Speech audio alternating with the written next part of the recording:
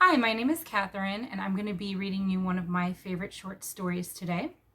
A lot of people know Roald Dahl from his children's books, such as Matilda, James and the Giant Peach, Charlie and the Chocolate Factory. But a lot of people don't know that he also wrote really excellent short stories for adults. And that's what I'm going to be reading you today is probably my favorite one by him. It is called Beware of the Dog, and you tell me what you think of it. So again, this is Beware of the Dog by Roald Dahl. Down below, there was only a vast, white, undulating sea of cloud. Above, there was the sun, and the sun was white like the clouds, because it is never yellow when one looks at it from high in the air. He was still flying the Spitfire. His right hand was on the stick, and he was working the rudder bar with his left leg alone. It was quite easy. The machine was flying well, and he knew what he was doing. Everything is fine, he thought. I'm doing all right. I'm doing nicely. I know my way home. I'll be there in half an hour. When I land, I shall taxi in and switch off my engine, and I shall say, "Help me get out, will you?" I shall make my voice sound ordinary and natural, and none of them will take any notice. Then I shall say, "Someone help me get out. I can't do it alone because I've lost one of my legs." They'll all laugh and think that I'm joking. And I shall say, "All right, come and have a look, you unbelieving bastards." Then Yorkie will climb up onto the wing and look inside. He'll probably be sick because of all the blood and the mess. I shall laugh and say, "For God's sake, help me out." He glanced down again at his right leg. There was not much left of it. The cannon shell had taken him on the thigh, just above the knee, and now there was nothing but a great mess and a lot of blood. But there was no pain. When he looked down again, he felt as though he were seeing something that did not belong to him. It had nothing to do with him. It was just a mess which happened to be there in the cockpit. Something strange and unusual and rather interesting. It was like finding a dead cat on the sofa. He really felt fine. And because he still felt fine, he felt excited and unafraid. I won't even bother to call up on the radio for the blood wagon, he thought. It isn't necessary. And when I land, I'll sit there quite normally and say, "Some of you fellows come and help me out, will you? Because I've lost one of my legs." That will be funny. I'll laugh a little while I'm saying it. I'll say it calmly and slowly, and they'll think I'm joking. When Yorkie comes onto the wing and gets sick, I'll say, "Yorkie, you old son of a bitch, have you fixed my car yet?" Then when I get out, I'll make my report, and later I'll go up to London. I'll take that half bottle of whiskey with me, and I'll give it to Bluey. We'll sit in her room and drink it. I'll get the water out of the bathroom tap. I won't say much until it's time to go to bed. Then I'll say, "Bluey, I've got a surprise for you. I lost a leg today. But I don't mind so long as you don't. It doesn't even hurt. We'll go everywhere in cars. I always hated walking, except when I walked down the street of the coppersmiths in Baghdad. But I could go in a rickshaw. I could go home and chop wood, but the head always flies off the axe. Hot water, that's what it needs. Put it in the bath and make the handle swell. I chopped lots of wood last time I went home, and I put the axe in the bath." Then he saw the sun shining on the engine cowling of his machine. He saw the rivets in the metal, and he remembered where he was. He realized that he was no longer feeling good, that he was sick and giddy.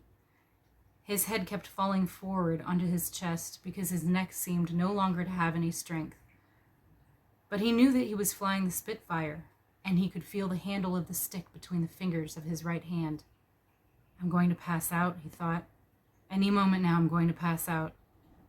He looked at his altimeter, 21,000.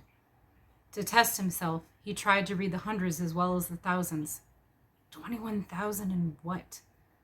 As he looked, the dial became blurred, and he could not even see the needle. He knew then that he must bail out, that there was not a second to lose, otherwise he would become unconscious. Quickly, frantically, he tried to slide the hood with his left hand, but he had not the strength. For a second, he took his right hand off the stick, and with both hands, he managed to push the hood back.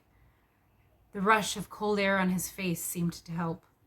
He had a moment of great clearness, and his actions became orderly and precise. That is what happens with a good pilot. He took some quick, deep breaths from his oxygen mask, and as he did so, he looked out over the side of the cockpit. Down below, there was only a vast white sea of cloud, and he realized that he did not know where he was. It'll be the channel, he thought. I'm sure to fall in the drink. He throttled back, pulled off his helmet, undid his straps, and pushed the stick hard over to the left. The Spitfire dripped its port wing and turned smoothly over onto its back. The pilot fell out. As he fell, he opened his eyes because he knew that he must not pass out before he had pulled the cord. On one side, he saw the sun. On the other, he saw the whiteness of the clouds.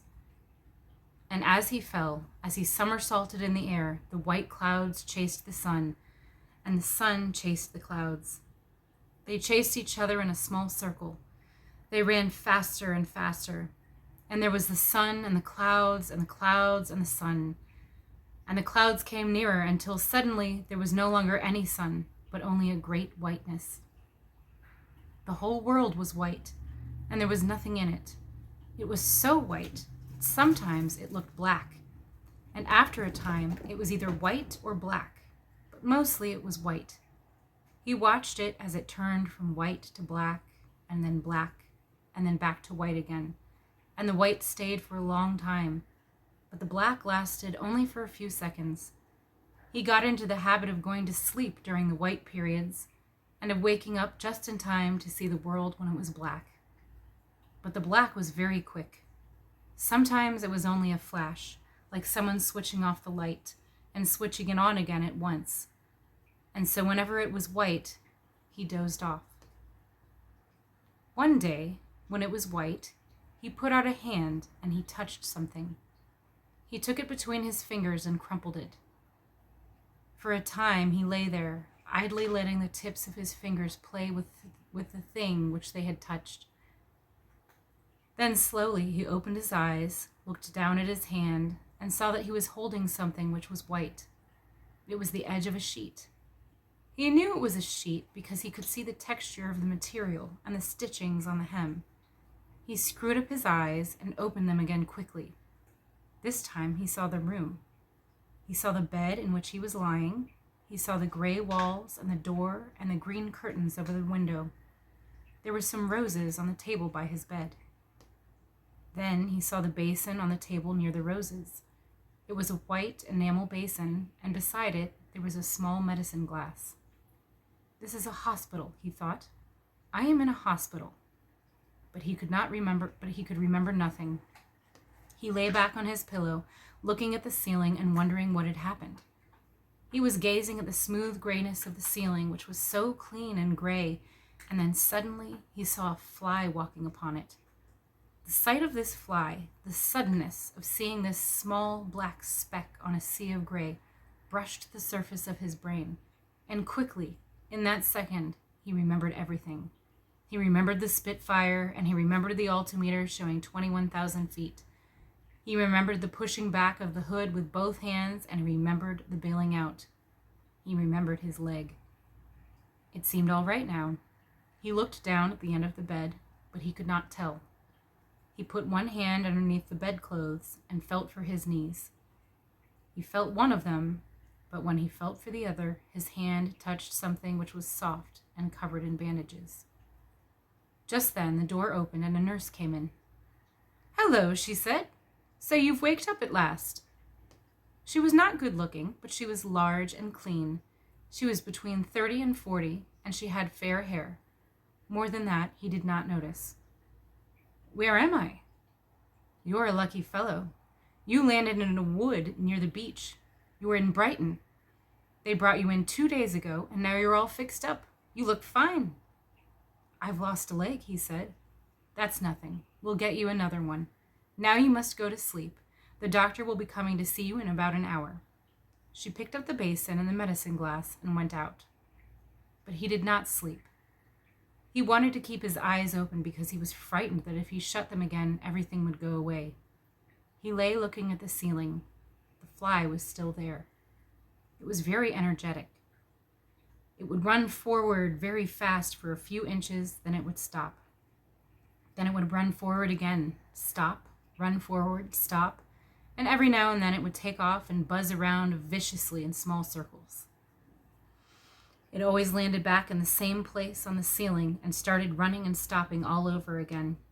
He watched it for so long that after a while it was no longer a fly, but only a black speck upon a sea of gray, and he was still watching it when the nurse opened the door and stood aside while the doctor came in. He was an army doctor, a major, and he had some last war ribbons on his chest. He was bald and small, but he had a cheerful face and kind eyes. "Well, well," he said, "so you've decided to wake up at last. How are you feeling?" "I feel all right." "That's the stuff. You'll be up and about in no time." The doctor took his wrist to feel his pulse. "By the way," he said, "some of the lads from your squadron were ringing up and asking about you. They wanted to come along and see you, and I said they'd better wait a day or two. Told them you are all right and that they could come and see you a little later on. Just lie quiet and take it easy for a bit. Got something to read?" He glanced at the table with the roses. "No." "Well, nurse will look after you. She'll get you anything you want." With that, he waved his hand and went out, followed by the large, clean nurse. When they had gone, he lay back and looked at the ceiling again. The fly was still there, and as he lay watching it, he heard the noise of an airplane in the distance. He lay listening to the sound of its engines. It was a long way away. "I wonder what it is," he thought. "Let me see if I can place it." Suddenly, he jerked his head sharply to one side. Anyone who has been bombed can tell the noise of a Junkers 88. They can tell most other German bombers for that matter, but especially a Junkers 88. The engines seem to sing a duet. There is a deep, vibrating bass voice, and with it there is a high-pitched tenor. It is the singing of the tenor which makes the sound of a Ju-88 something which one cannot mistake. He lay listening to the noise, and he felt quite certain about what it was. But where were the sirens? And where the guns? That German pilot certainly had a nerve coming near Brighton alone in daylight. The aircraft was always far away, and soon the noise faded away into the distance.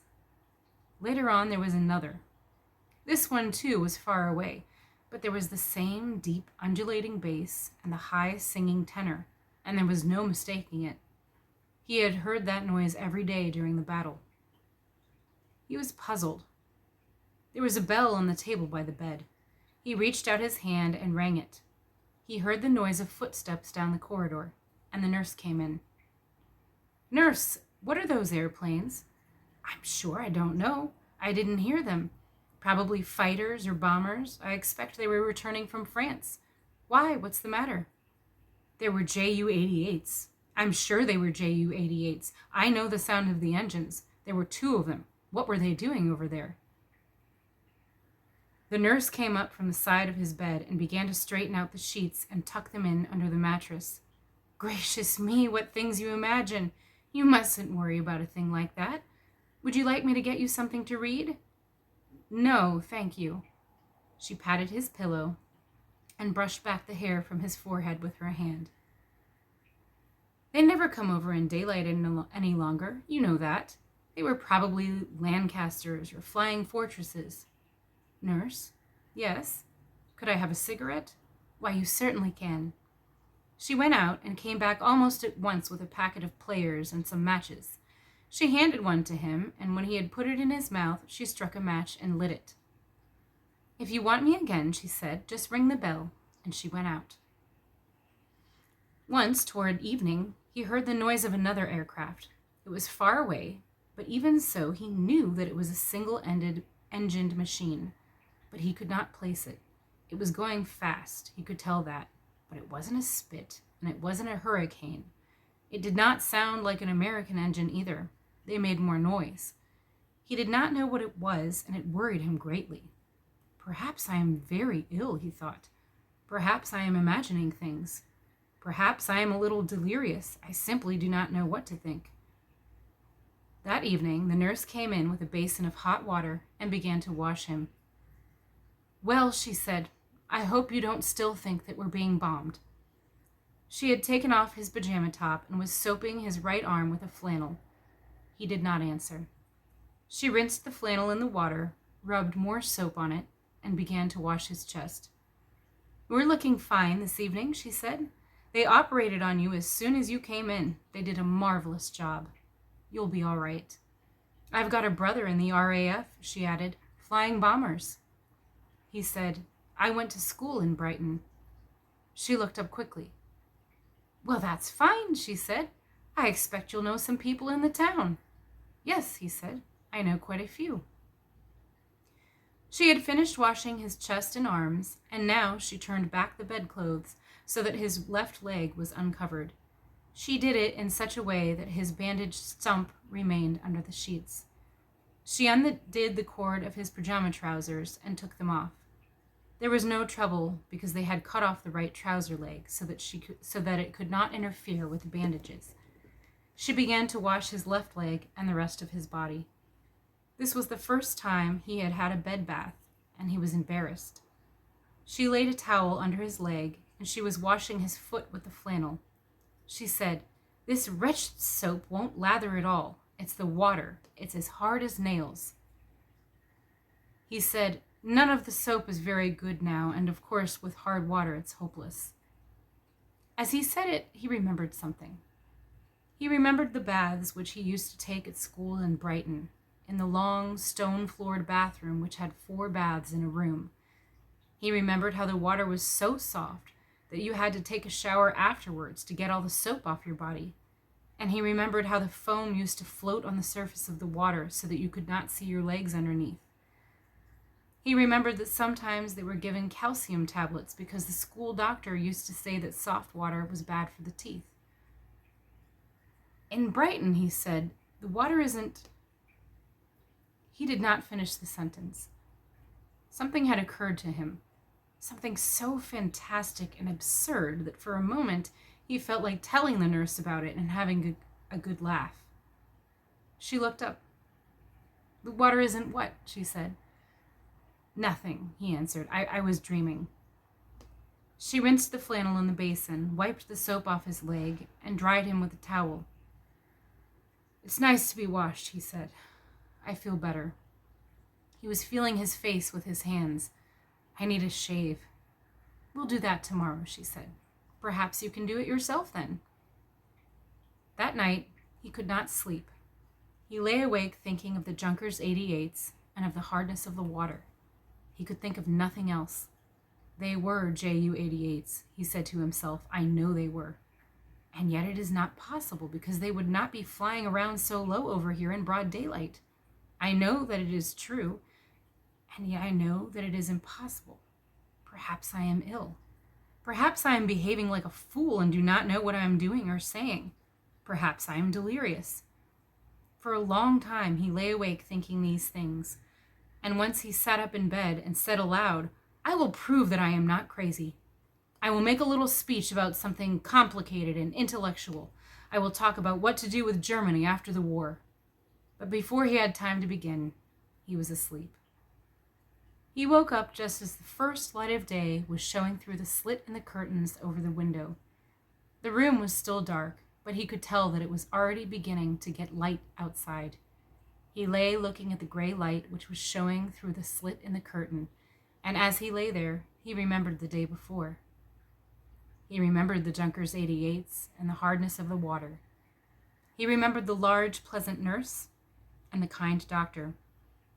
And now the small grain of doubt took root in his mind, and it began to grow. He looked around the room. The nurse had taken the roses out the night before, and there was nothing except the table with a packet of cigarettes, a box of matches, and an ashtray. Otherwise, it was bare. It was no longer warm or friendly. It was not even comfortable. It was cold and empty and very quiet.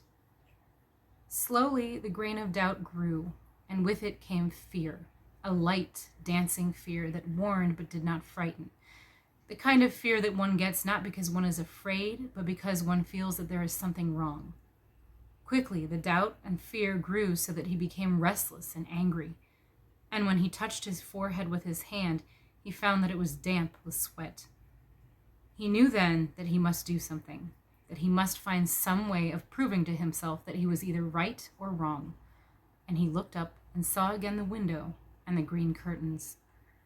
From where he lay, that window was right in front of him, but it was fully 10 yards away. Somehow he must reach it and look out. The idea became an obsession with him, and soon he could think of nothing except the window. But what about his leg? He put his hand underneath the bedclothes and felt the thick bandaged stump, which was all that was left on the right-hand side. It seemed all right.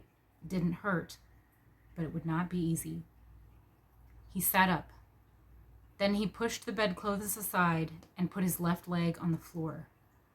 Slowly, carefully, he swung his body over until he had both hands on the floor as well.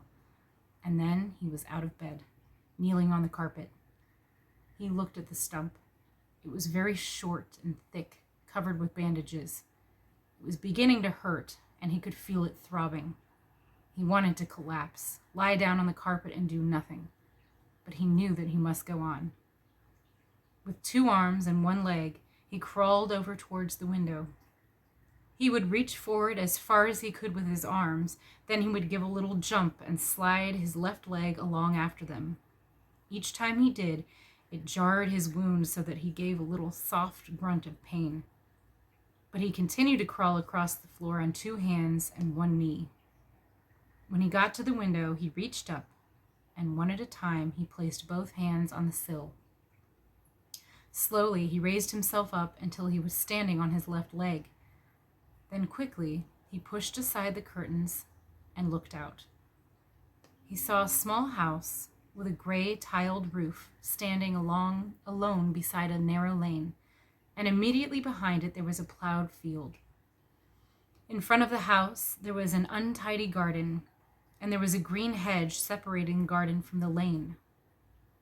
He was looking at the hedge when he saw the sign. It was just a piece of board nailed to the top of a short pole, and because the hedge had not been trimmed for a long time, the branches had grown out around the sign, so that it seemed almost as though it had been placed in the middle of the hedge. There was something written on the board with white paint, and he pressed his head against the glass of that window, trying to read what it said. The first letter was a G. He could see that. The second was an A, and the third was an R. One after another, he managed to see what the letters were. There were 3 words, and slowly he spelled the letters out aloud to himself as he managed to read them. Gardocien.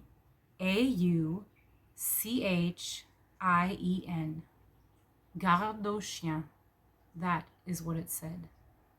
He stood there balancing on 1 leg and holding tightly to the edges of the windowsill with his hands, staring at the sign and at the whitewashed lettering of the words. For a moment he could think of nothing at all.